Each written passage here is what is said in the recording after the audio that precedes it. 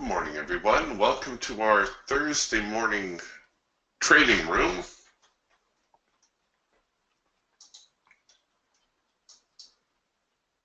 Just a moment, I'll get the screen share going on. We've still got ourselves a rather sideways and choppy market following the NASDAQ here. And you can see we had a rather substantial move lower through the overnight, but this whole 59.76 area, very close to yesterday's lows. So we're still retracing our steps, if you will. In fact, this morning's opened around 59.86, pretty much bang on the bottom end of yesterday's trading range.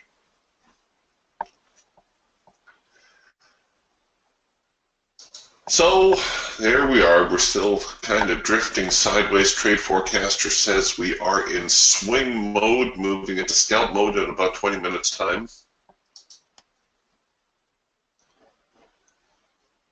So it looks like it's going to be more of the same.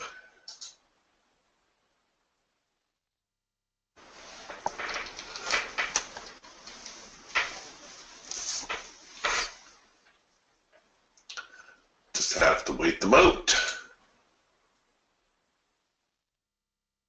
Trying to stay on the right side of the market as much as possible.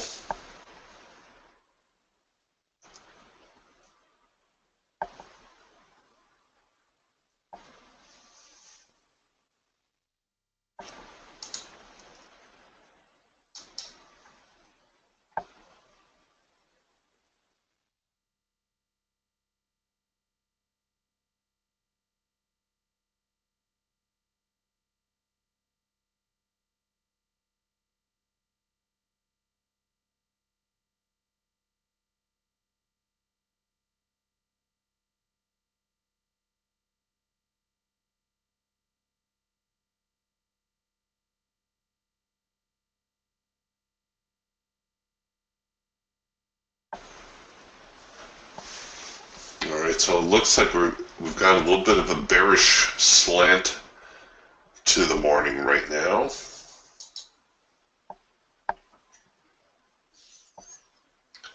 We're only 2 or 3 minutes into the day, so I wouldn't get too excited just yet.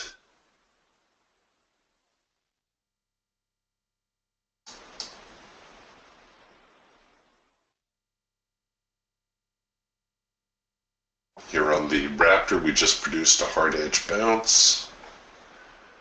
Like I said, it's still very early.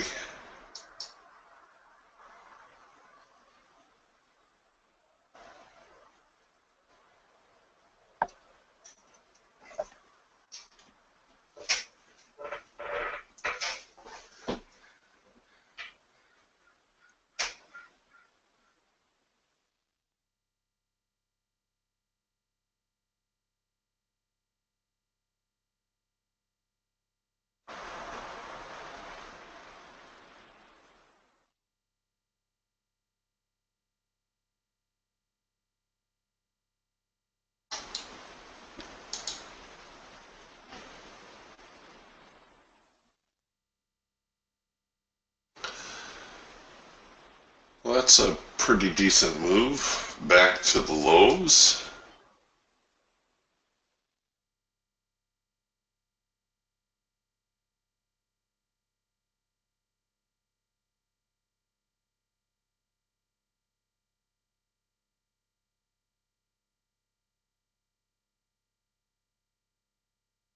So pretty good follow through on that number 3 signal, that hard edge bounce. I wouldn't mind taking it. I'm just not keen on taking signals too early in the day.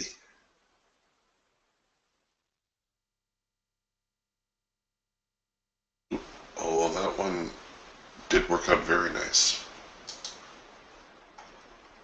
Sorry.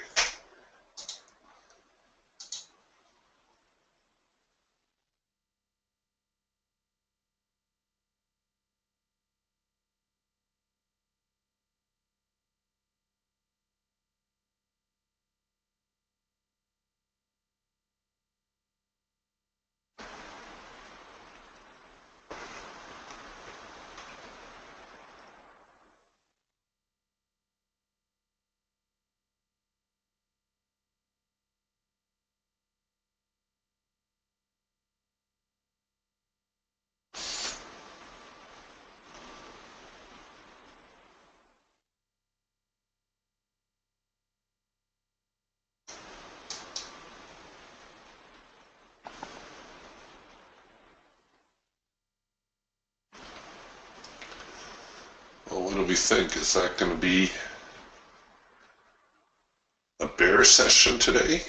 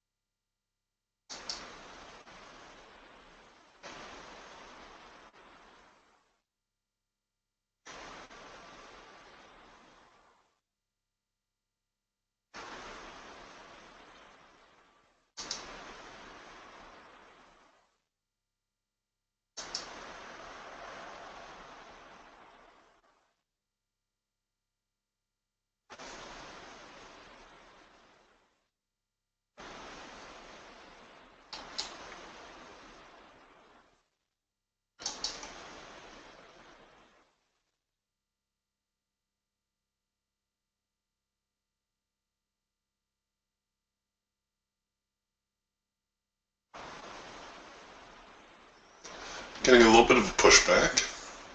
The bar is getting a little bit wider, suggestive of a little bit more buying coming in.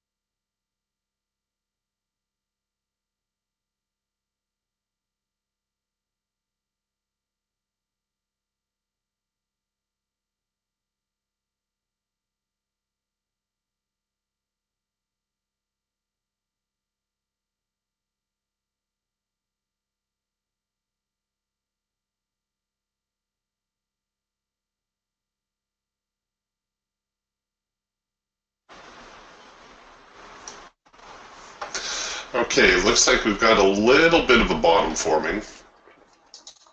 After that other move lower, we might produce a counter trend signal here, a number 2 signal.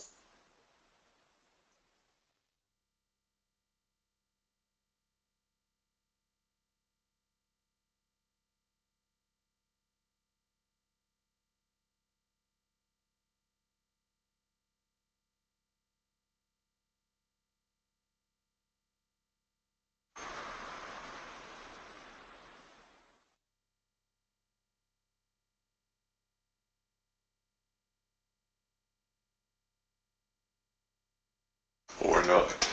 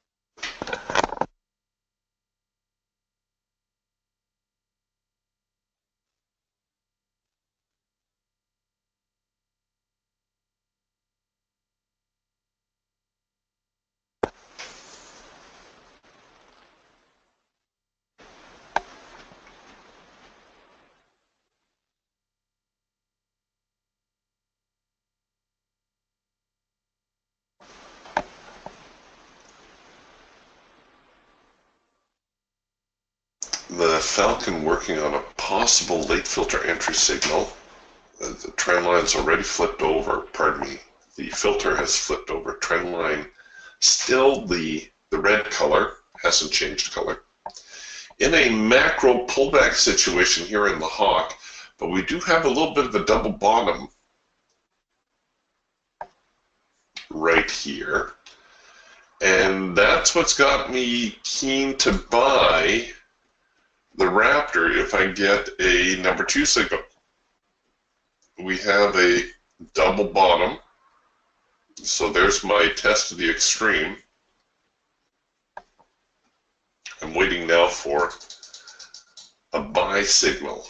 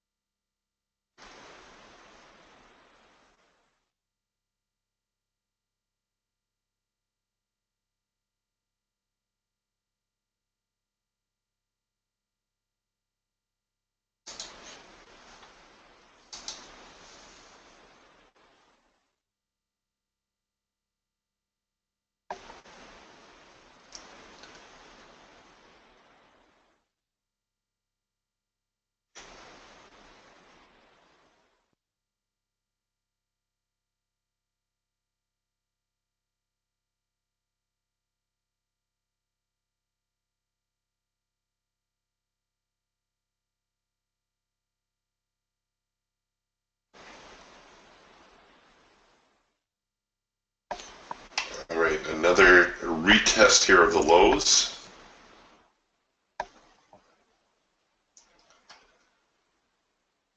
And somewhere through here, there's my buy signal and my number 2 signal. What I'm going to do is I'm going to pull my stops here below this swing low. And because it's early, I'm going to try to run this out. Although there's nothing wrong with taking profit on target. So you can see how sometimes you have to learn to anticipate what the signal might be. Like we had the structure there, and everything unfolded so quickly that the number 2 warning dot and signal pretty much printed all within a couple of seconds of each other.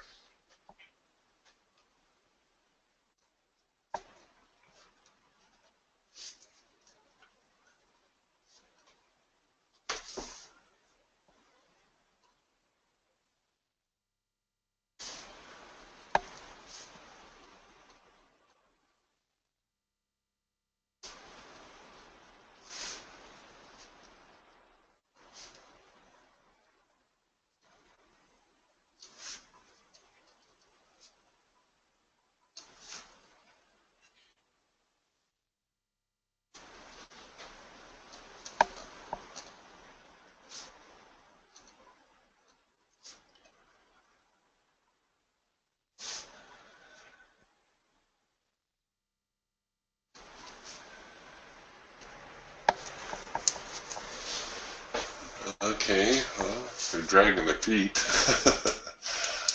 Come on, let's go. There we go. Get a little traction.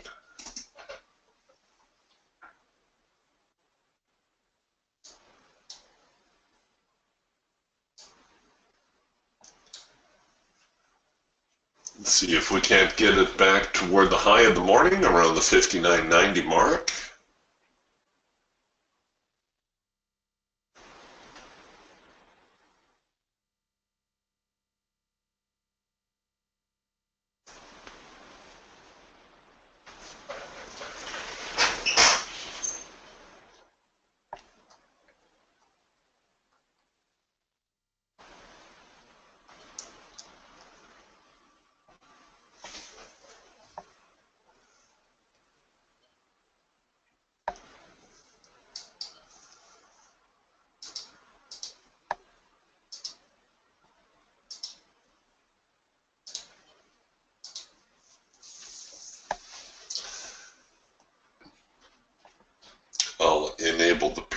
puts now.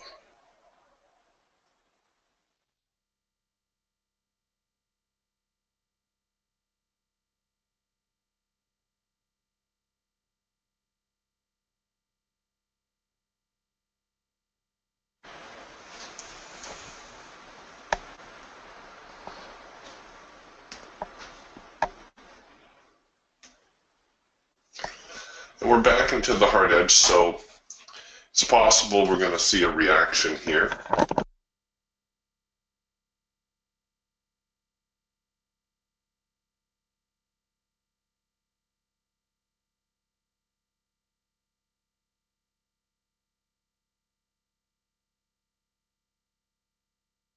Hopefully not too much of a reaction.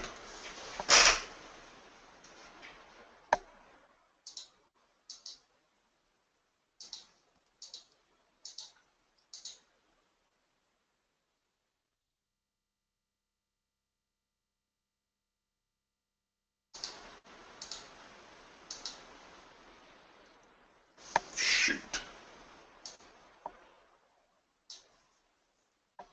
Stinkers.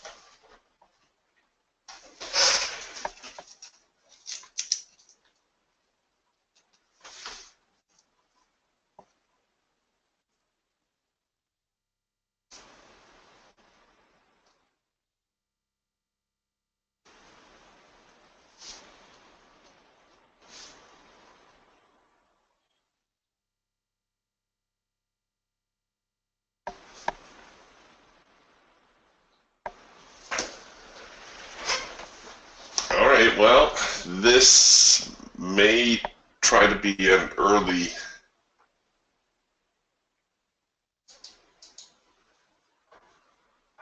cloud crossover as well. The cloud's not even starting to cross, but we kind of have that form to it.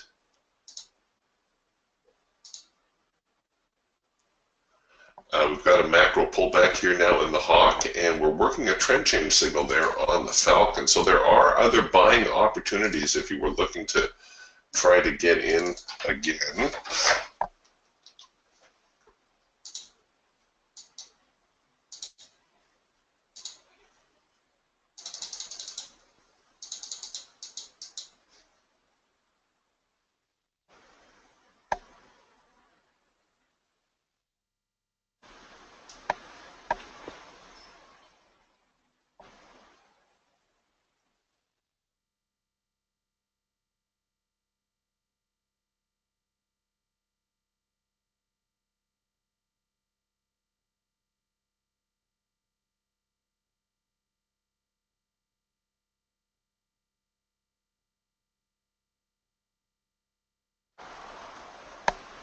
All right, and here too, I'm going to try to take this one a little bit further just to see if I can't capitalize on some of that upside momentum that's trying to build.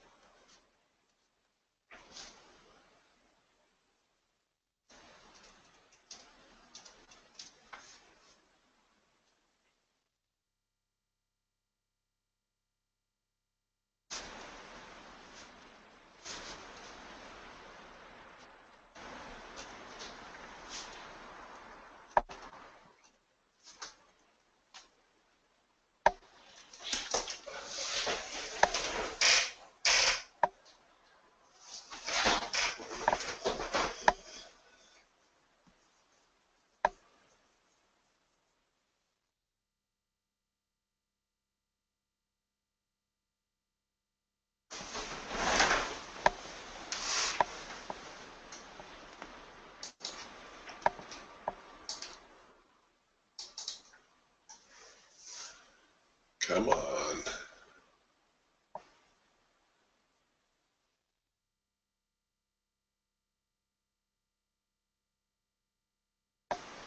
Get going. There we go.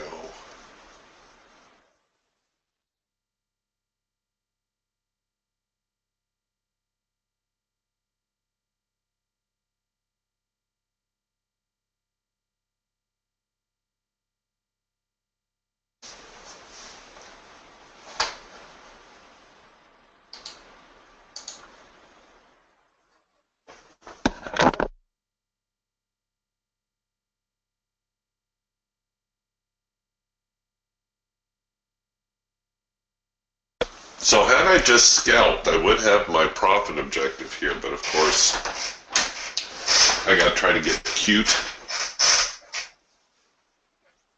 and see if I can't get a bigger move.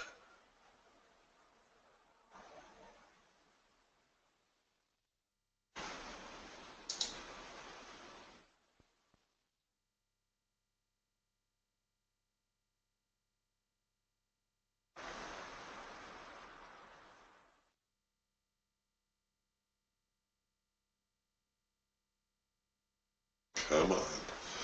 Just get over that 59.86 area, and we might get a little bit of follow through.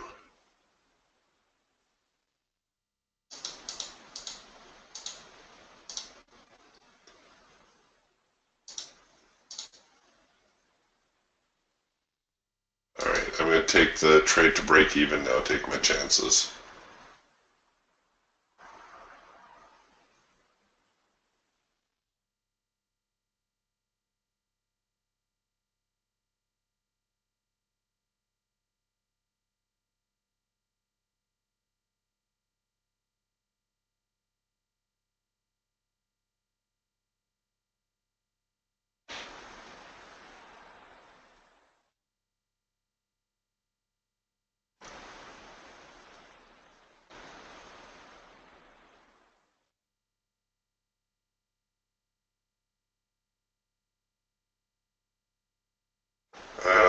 Nuts.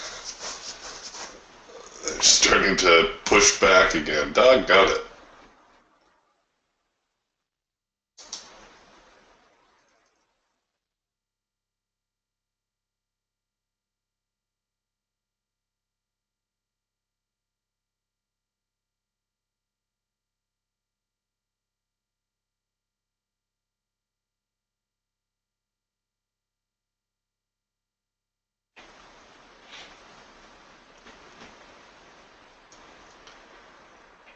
Come on. They're going to want to try to retest the high of the morning.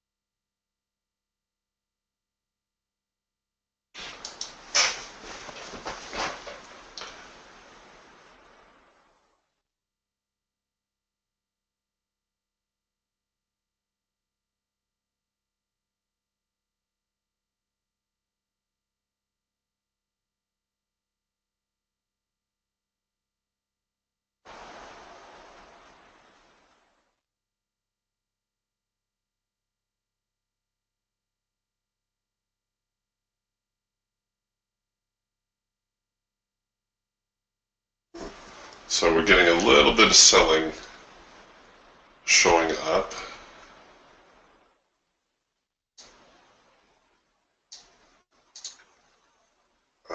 They're going to tap me again.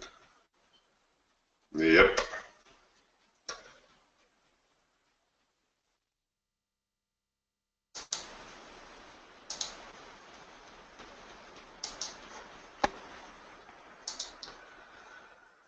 that's all right. It's still did a little better than our scalping profit.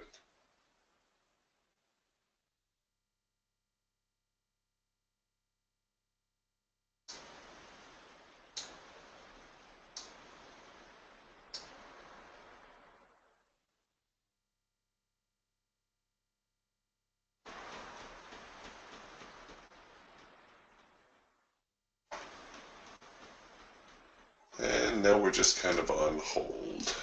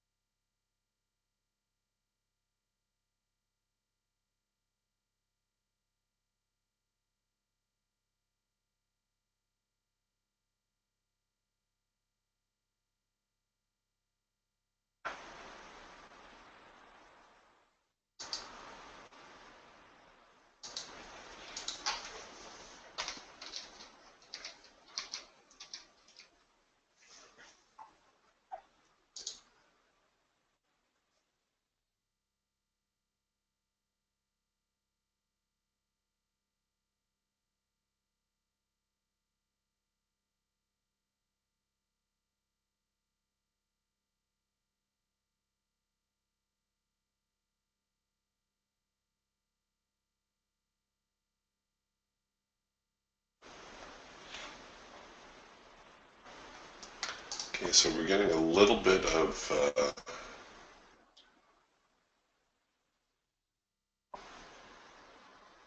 reaction now to the hard edge.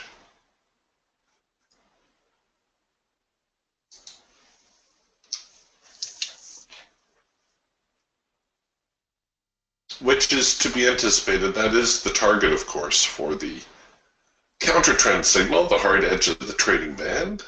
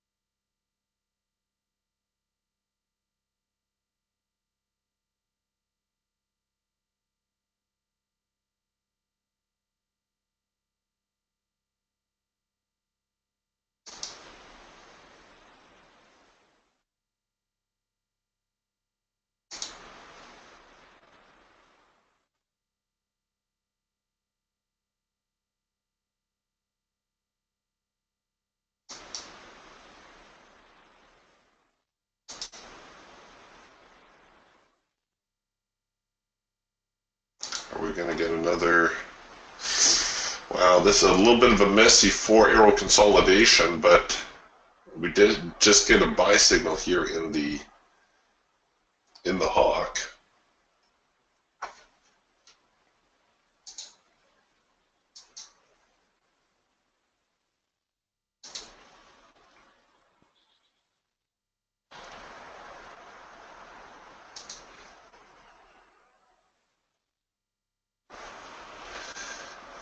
again, we're getting your basic trend line touch signal here in the Falcon after our trend change signal. We are up near the highs of the day, so unfortunately this means a rather deep stop because there's a distinct possibility the market's going to try to push back from here as we get closer to the highs around the 59.90 mark. So you may choose to wait for a little bit more of a pullback. On the Raptor, that's going to mean possibly waiting for a cloud crossover to form. So when the market changes direction, the clouds cross, we get this little pullback, and then we come out with a number one signal. That's the cloud crossover.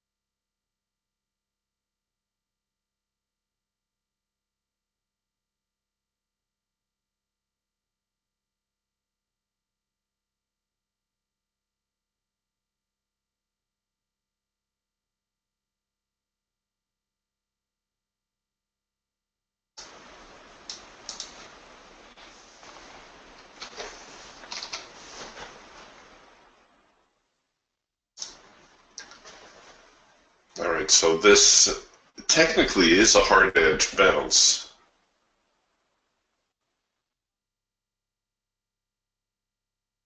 However, the clouds are twisted up a little bit.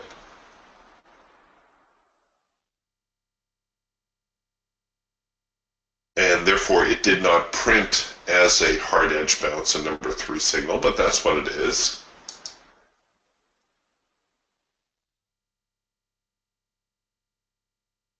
You can see here the Falcon trade not engaging. We only had the warning dots, never quite followed through yet.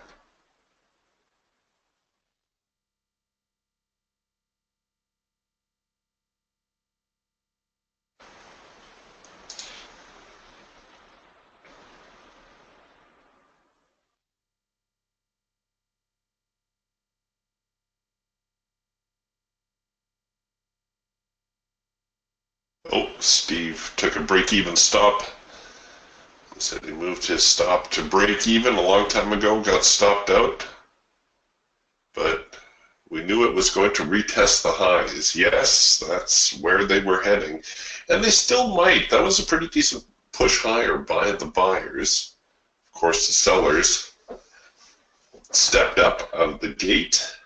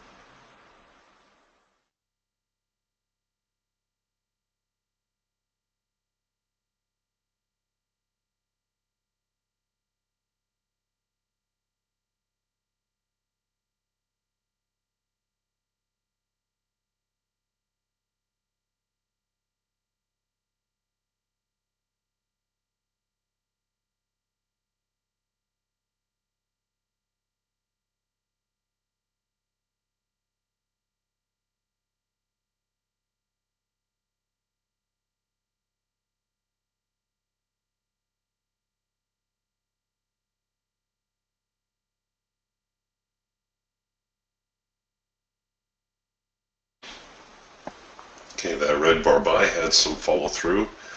This technically not a late filter entry because the trend line spoiled here. Normally, if it goes out of sync for one bar, I'll let it slide, but we were out of sync for about 4 bars here, so technically that's not no longer a late filter entry. Even though the line was relatively flat, prices must have gotten low enough here to actually trade or turn the trend line over.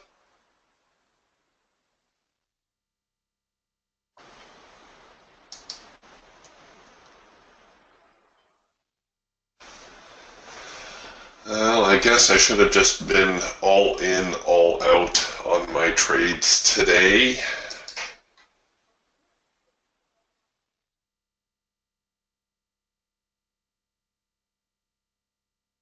I would have done a little better, I think.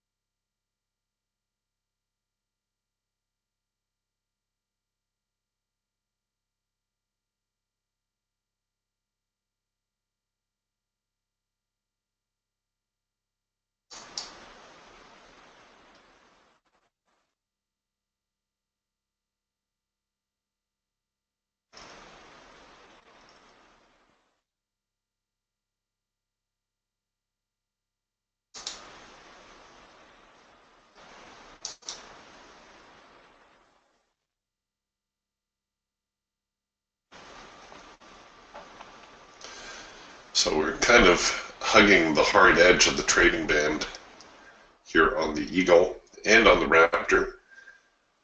I would think, well, now technically we've got a trend change signal and a late filter entry, possibly to the short side. I would think the Raptor would maybe give us one more push lower. Just follow through on that hard edge bounce signal before attempting another rally.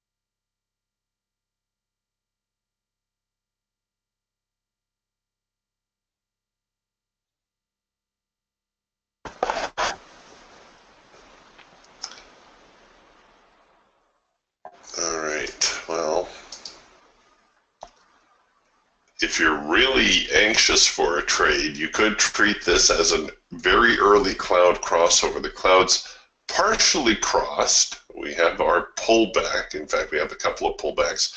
We are producing a buy signal. The only advantage to taking it early, the signal early, is that you can probably still afford to cover below the lows, which I think is probably what you're going to need to do to make this trade fly.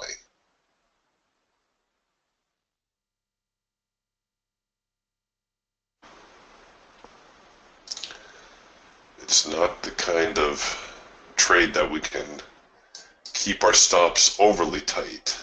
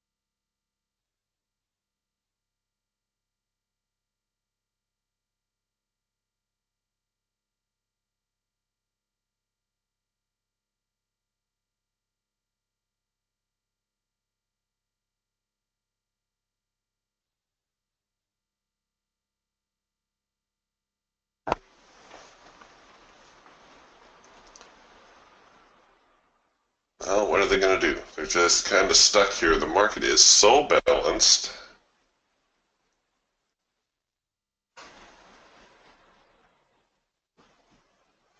I hate it when the market gets in these sideways ranges. Especially, look at where we're falling. We're pretty much trading right in the middle of the daily range. This is very difficult trading territory because the market is essentially balanced, right? We have the high up here, we have the low down here.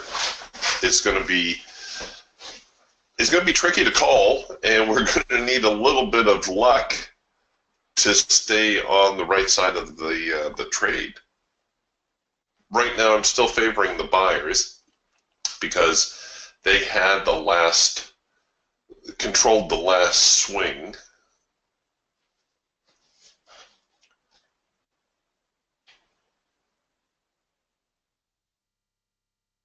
But I'm not liking all this overlap. It's making me think that if there is another push up, it may well fail.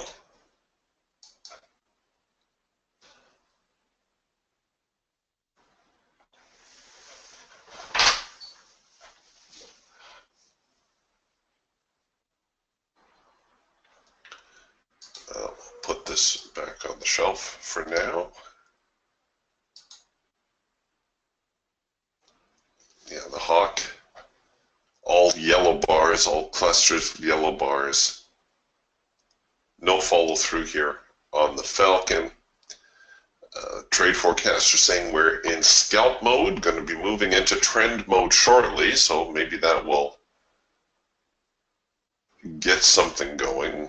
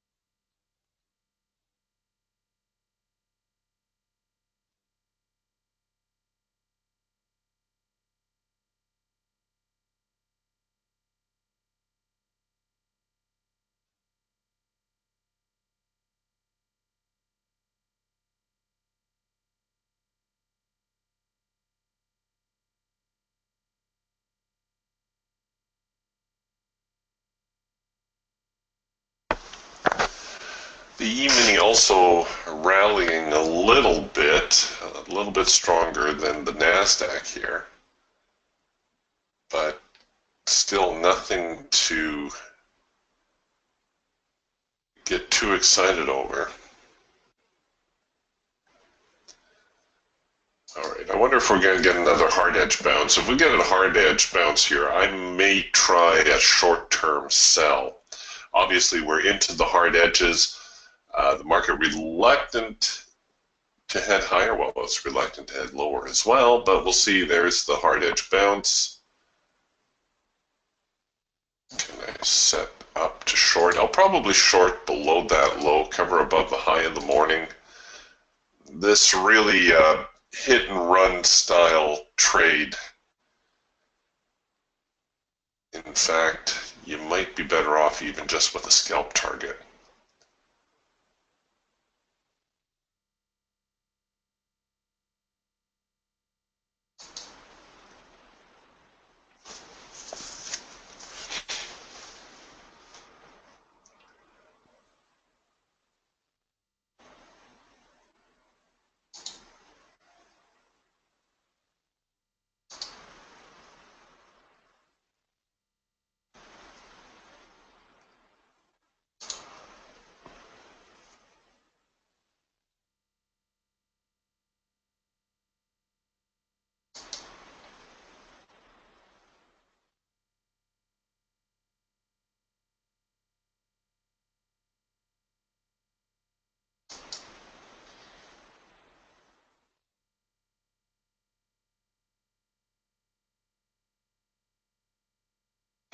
All right, if they hold here, then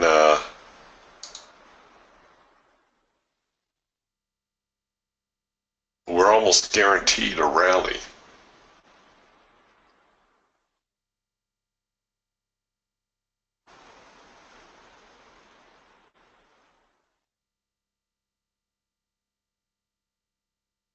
Because the market's actually made an attempt to move lower here.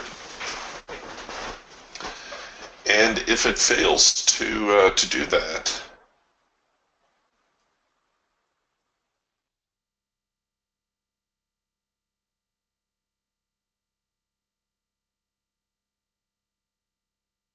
it should try to go the other way.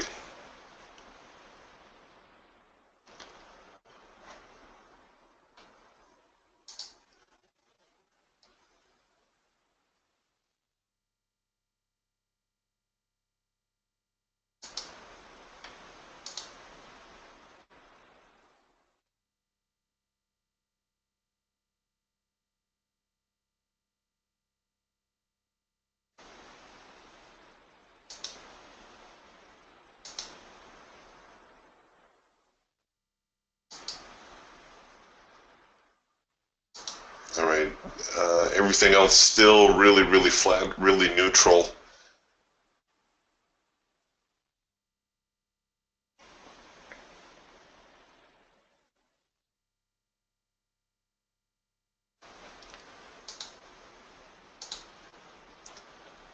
Well, I'm going to close this order out. The market really, really low on any kind of momentum right now.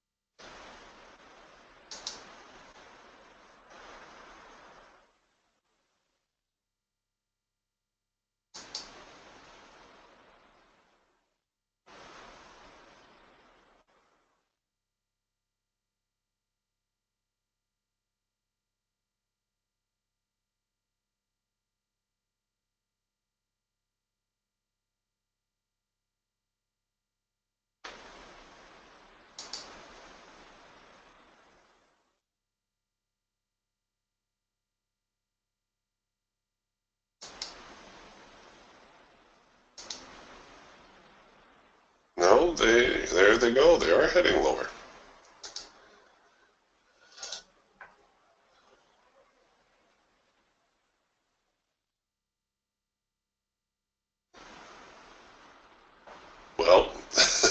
Maybe I spoke too soon.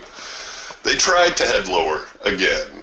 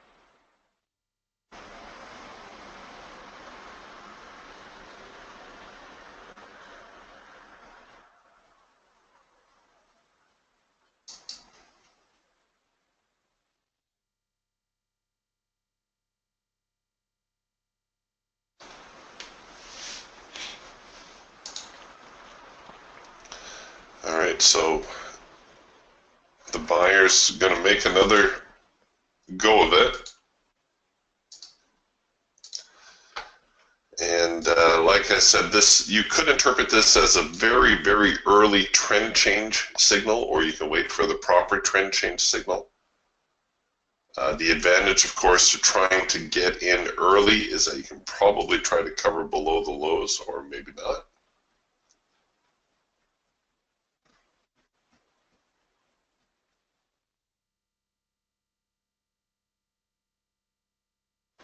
We do have a chance here to do a second push entry now.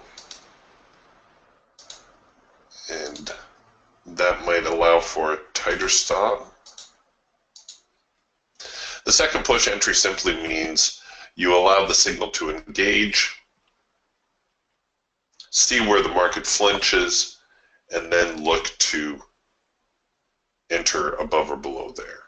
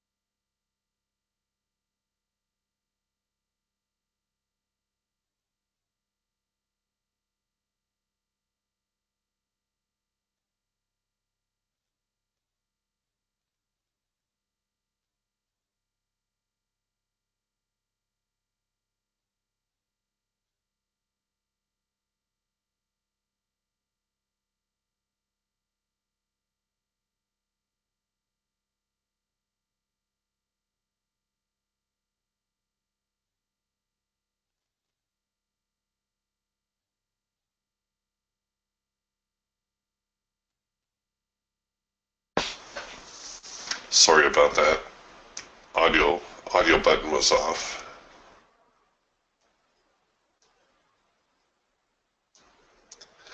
So all I was saying was we got a little bit of a reaction here on the Raptor. I was going to try to run it out to the primary support line. I wasn't prepared to give them any room, so I went with my ultra aggressive bar high low strategy, just one bar back, one tick offset.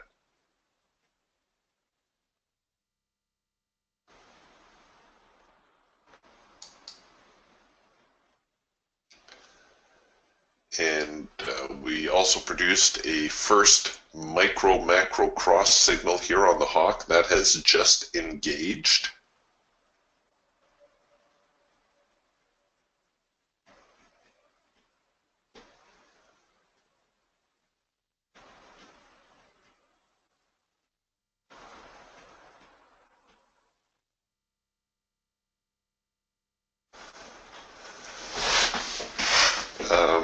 You do need to run, again, fairly deep stops. It's just the way the market is right now.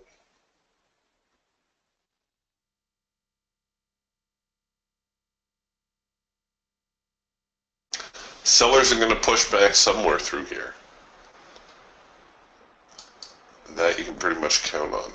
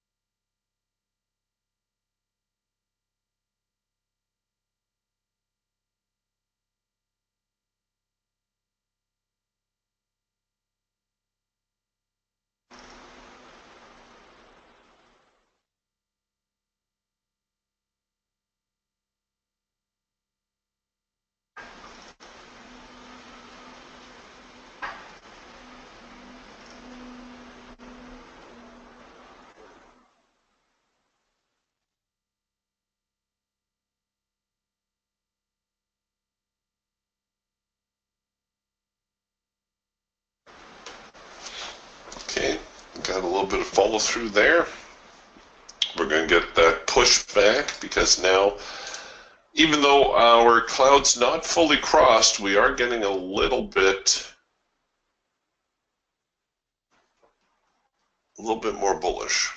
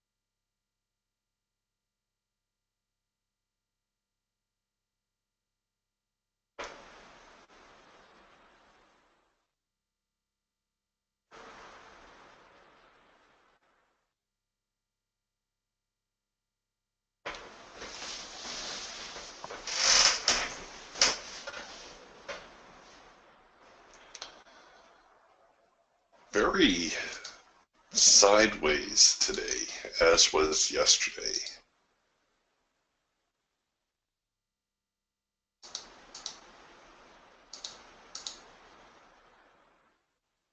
Buyers take their turns, and then the sellers show up and take their turn.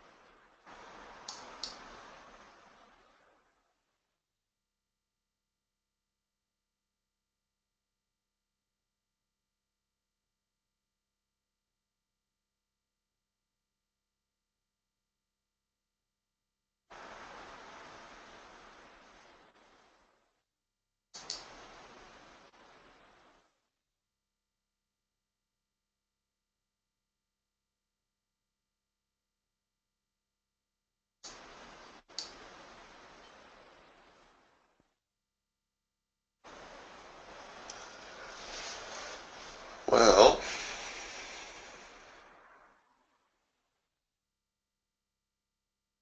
maybe the buyers aren't done. I thought we'd see a little bit of a pullback here and another rally up.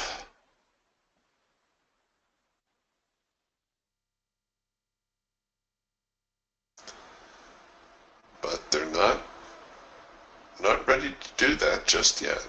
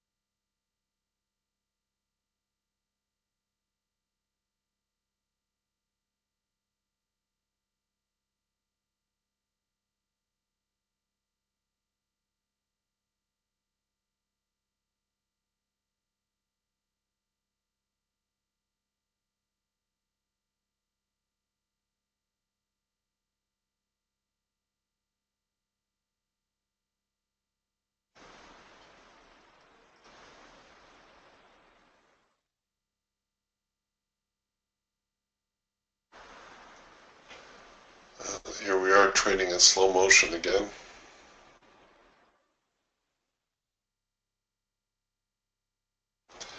Sellers likely to, like I said, make a push lower here. So if you've been bearish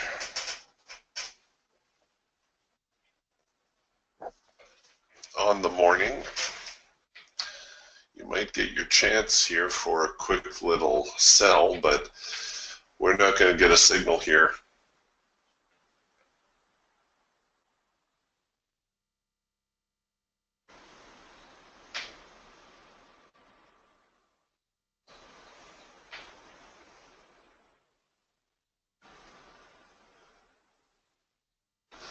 Besides, it seems as though the trend is still up, so you're always going to be better off trying to stay with trend as much as possible.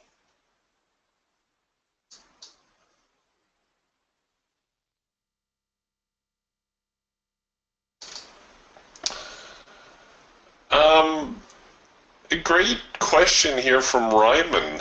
Ryman asks, Eric, have you ever used the WD Gann angle theory?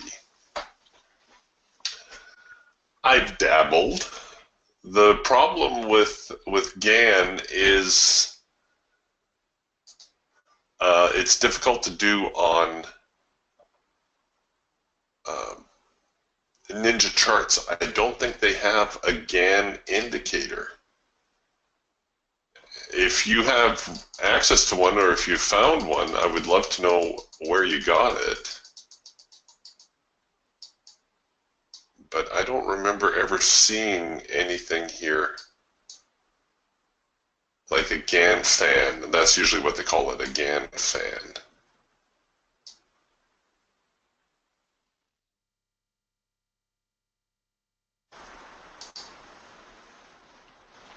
For those of you who don't know what we're talking about, let me build a chart. Now, Gann was a very interesting fellow. Brilliant mathematician. He had some very interesting views on the market.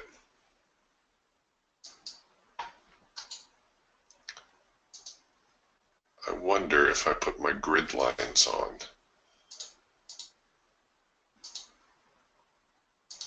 if they'll plot squares or not.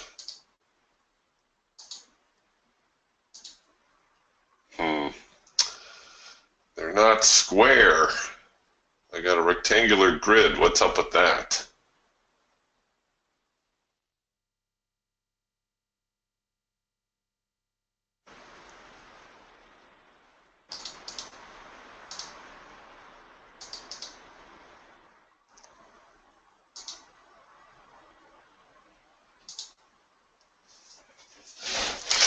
Well, it's a shame they didn't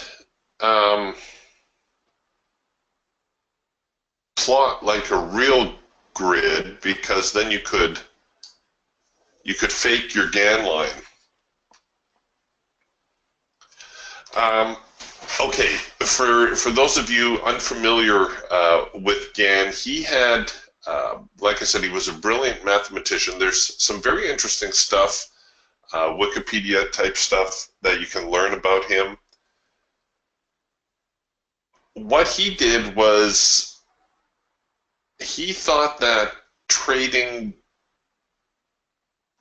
was mathematically based and actually driven by the moon, the stars, and the planets. This is where Gann tends to lose a lot of people. Because he said that everything about human nature, everything about the markets have to do with vibrations and how quickly something is vibrating, how fast and slow it is, and this is influenced by the planets Jupiter and Mars and Saturn, and by the moon, and so on and so forth. Okay, there's the bird's eye view. But what he's probably best known for are his Gann lines. And a Gann line is simply a line that runs at a 45-degree angle. And I'm eyeballing this. If you have a Gann indicator or a Gann fan, it will draw these angles in for you and make them accurate. And then what he did is he split the fan up. So if this was a 45, this would be half of the 45 to the downside, this would be half the 45 to the upside, and then he would split it again, and this would effectively be your fan. We'll make the center one a little more prominent. There we go. So the center one, this would be called the 1 by 1 because it runs out of 45. And he used to graph all his charts on graph paper because, of course, he lived in the early mid-1900s, and there were no such thing as computers. So he had to graph everything by hand. Now, what becomes interesting with Gann theory is when you start shooting Gann lines the other way. And we'll make this a different color. Keep it. And what would happen is, as you build these fans,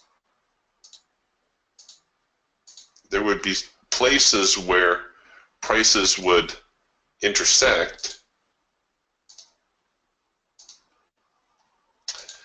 and you would anticipate reactions.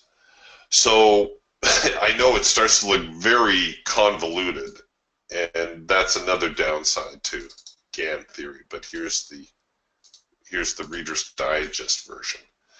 So let's say you were looking at this chart at this point in time and you said, oh, hey, look, we've got a bullish Gann line and a bearish Gann line intersecting right here. I bet your price is going to do something around 59.80. And, well, the price comes down, hits 59.80, and then starts to go back up. Now, bear in mind, I only eyeballed these, but that's kind of the gist of it. And if prices failed here at 59.80, then you would be looking down here to 59.77. He did a bunch of stuff in this respect. There's things called the square of 9, which again has all to do with numbers. So if you're the mathlete type and you really like to do number crunching and whatnot, it's a very interesting study. What a lot of people don't know about Gann is that he went bust several times in his career. You'll read stuff about Gann where they'll make boasts. His devotees will say stuff like, oh, well, Gann was right 80% of the time on his predictions, or 86% of the time, or whatever it is. It's always a high statistic. But what they won't tell you about Gann is that he actually went bust several times trading. And they'll say, oh, well, that's because he had a gambler's mentality, that he liked the action, if you will. He traded more than he should. Well, you know, yes and no. Your system either works or it doesn't work. Gann's really famous, I think it was a call in either soybeans or wheat, where the market was just trickling lower, and he named the day and the price. He said that, and I forget whatever the date was, but like I said, prices were trickling down like this. Everything looked like wheat prices were heading lower, and he said, no, on September 1st, 1913, whatever the day was, wheat will trade at $1.50 a bushel. Again, whatever the number is, it's insignificant. But wheat prices rallied, hit his price on the exact day. So whether you consider him to be a little bit of a nut bar or not, you just can't pull a number and a time out of thin air. He was really big on time cycles as well. He actually considered time more important than price, which is an interesting way to look at the market as well.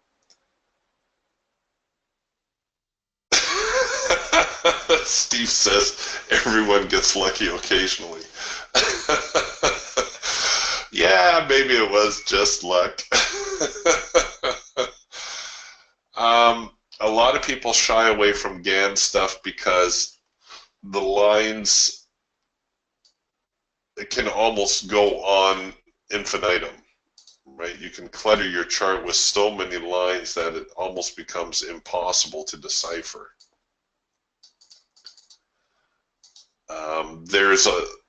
Gann never revealed his methodology. In all his writings, and there are several writings to be had, he would leave hints, he would leave a trail, but the consensus is that he never truly divulged all his secrets. And of course, he's since passed away, so he took his secrets to the grave. His devotees tried to figure out how he did it. I'm not sure anybody's ever replicated his success. But yeah, very interesting fellow. So I suppose, Ryman, in response to your question,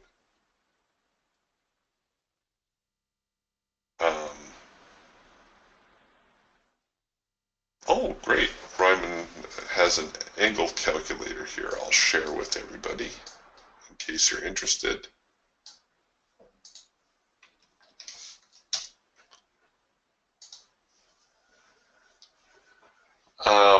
The problem I find with his stuff is that you can end up getting too much stuff on your chart. But if you go with the basics, that when the market is more or less trending at a 45-degree angle, you have a reasonably strong trend. As it fades from that 45 angle, the trend becomes weaker. So, like here, the trend started out, it was very strong, faded, got back to that 45-degree angle, slipped a little bit, and then kind of resumed the trend. So we still have an uptrend. I don't know. That's one thing about trading. There is no shortage of ways to trade. But like I say, very interesting fellow. I have read some of his stuff. Some of it's a little difficult to follow, a little esoteric.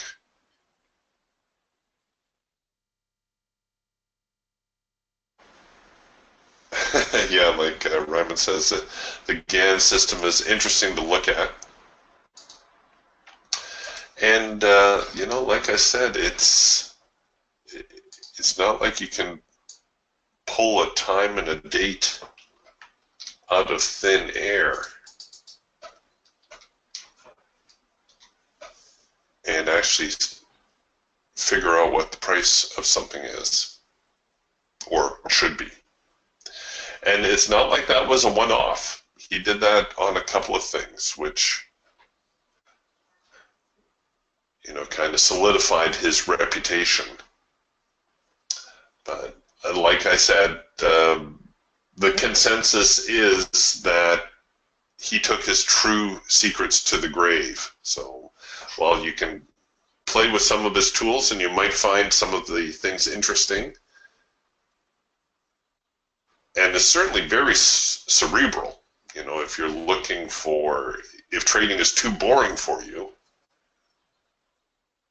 there's some very interesting stuff there. Other people I've heard will take Gann, like they'll draw their fan, and again I'm just eyeballing here, so they'll draw their fan on their chart, and then they'll overlay Fibonacci.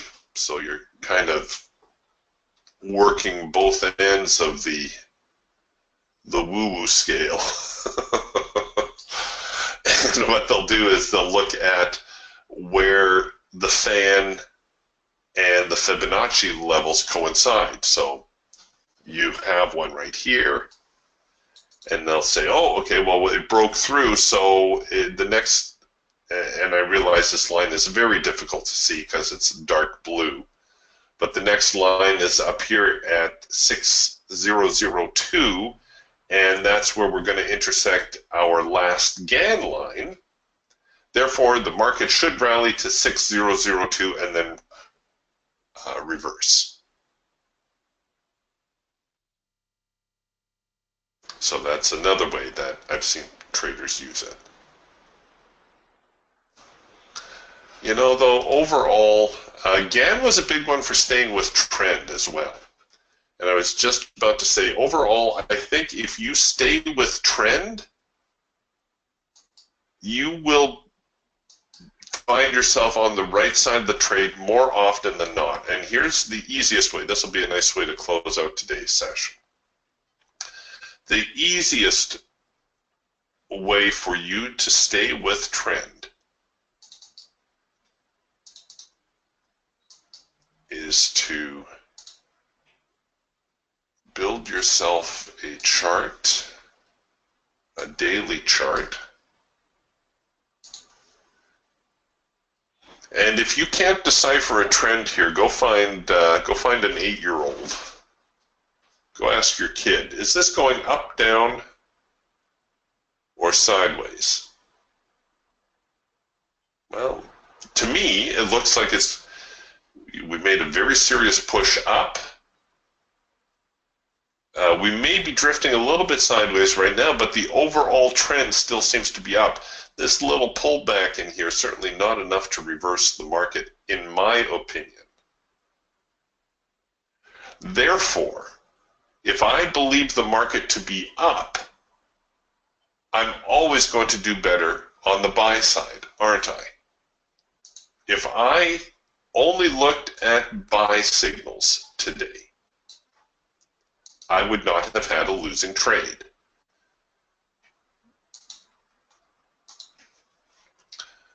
We had a buy signal here. In fact, I think I tried that one.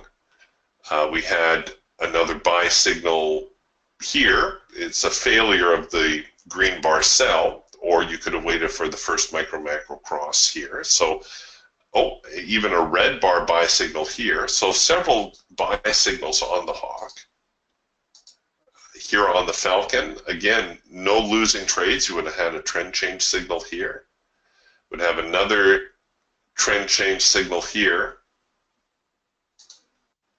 The Eagle, you had your rule of 3 signal complete here around mid-morning.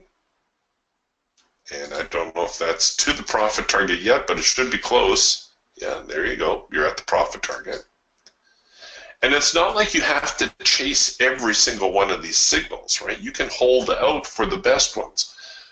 We did the number 2 signal here. That was part of the reason I didn't get on board with the number 3 signal. Even though the market did fall off, it was a little bit early, and I did have a slightly more bullish bent on the day. That's why I also tried this early cloud crossover signal. Because to my eye, the market is up. Now, that's not to say it won't reverse. You can see we've hit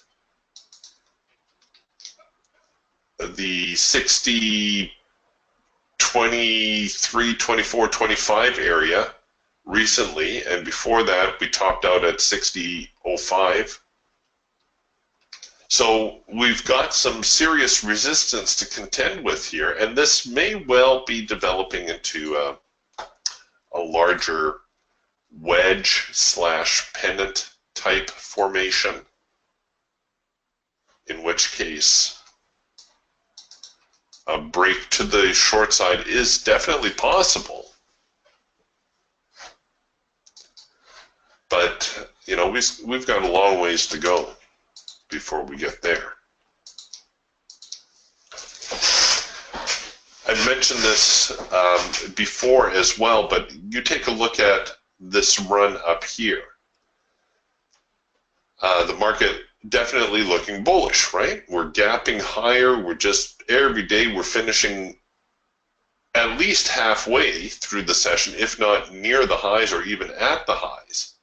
Well, what about a day like this where the market went lower? Or a day like this where the market opens up here and falls all the way down?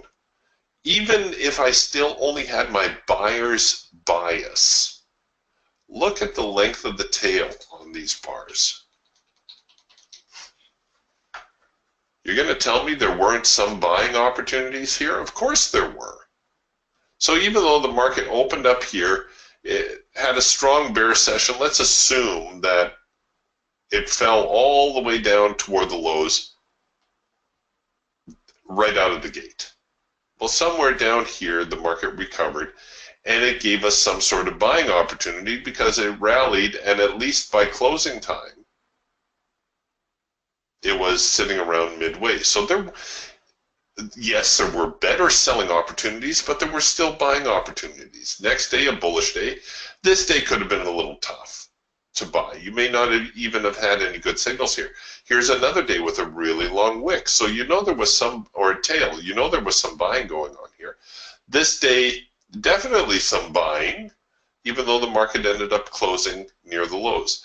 This day, probably not a good day for buyers. You may even have ended up with a loss. But you can see how just having a bias to work from, how it can help keep you on the right side of the market.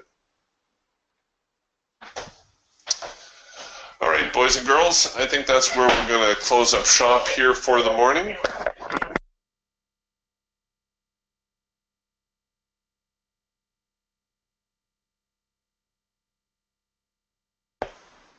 Sorry, had a telemarketer call.